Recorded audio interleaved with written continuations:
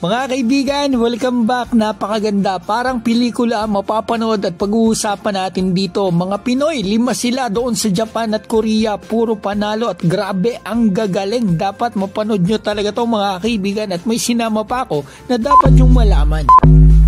Unahin po natin si Dwight Ramos kasi bihira po talaga nakikita ko na naglalabas ng kanyang mga highlights o updates sa kanya. Ito at least mga kaibigan, meron tayong bago sa laro nila kanina. So 5 players sila, unahin natin si Dwight. Ito kalaban niya si Zach Augusta, yung katabi niya. Yan yung defender ni Kai. Yan mga kaibigan, nung na-injured si Kai. So malapit-lapit na rin pagbabalik ni Kai, mga December to January yun. Tingin ko mga kaibigan.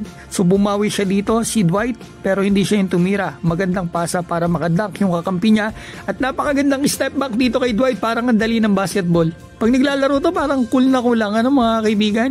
Poging-pogi lang. 24 minutes, 11 points, 7 assists. Parang nag-point guard siya dito. Yung 11 points niya per stop niya nakuha. Second half, puro assist.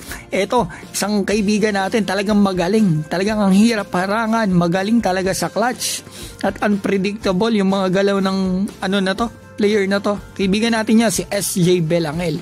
Talagang mabilis, ma-shooting, clutch, matalino mga kaibigan, matalino, mataas ang IQ. Makita natin dito, 2 behind the back kay SJ Belangel. Sayang hindi pumasok, nabitin lang mga kaibigan, pero still, at least yung skill level talaga makikita mo.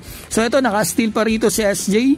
Panalo rin sila mga kaibigan. Sa mapapanood natin dito, 5 game, 4, tig-2 sa Japan B-League at KBL, pares panalo lahat.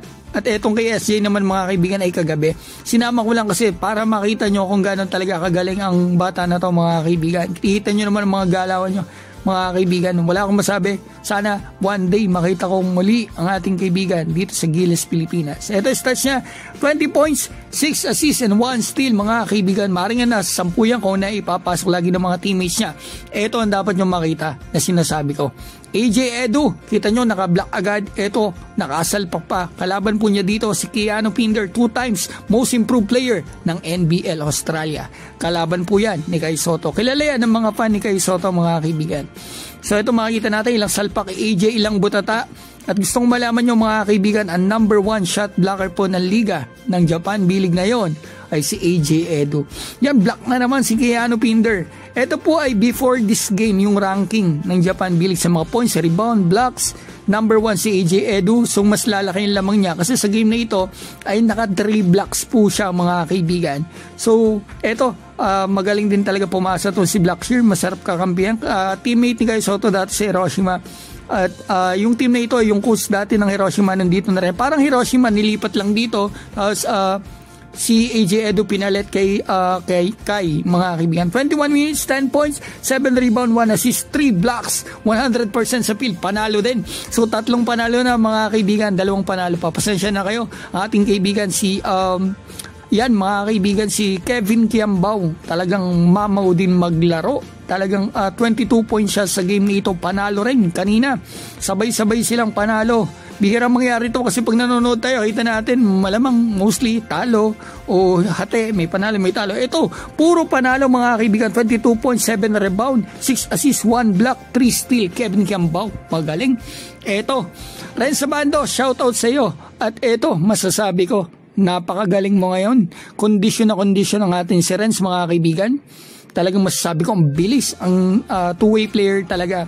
Tsaka nag-improve yung kanyang shooting at gusto ko yung kanyang confidence ngayon. Pasensya na kayo, limitadong highlights.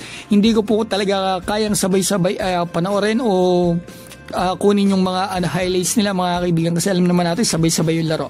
So at least nagka-idea tayo. Tingnan natin stats na Renz. Natutuwa ko sa iyo, 10 points, 5 rebound, 2 block, 2 steal, all around performance, two-way player talaga si Renz Sabando. Magaling. Tuloy mo lang yan, Renz. So, sino pa ba yung susunod natin? Wala na pala mga kaibigan. 5 na pala yung napakita ko. Ang pang-anim pa sana ay si Arvin Tolentino. So, ongoing pa yung game. Pero, mukhang panalo rin sila mga kaibigan kasi kita ko tampak na 10 ang kalaban 3rd quarter na. So, yan mga kaibigan ang balita natin. Mag-comment na kayo sa baba. Lahat sila magaling. Pero, kung kayong pipili, sino pinaka-best player nyo sa 5 ito sa game nila ngayon?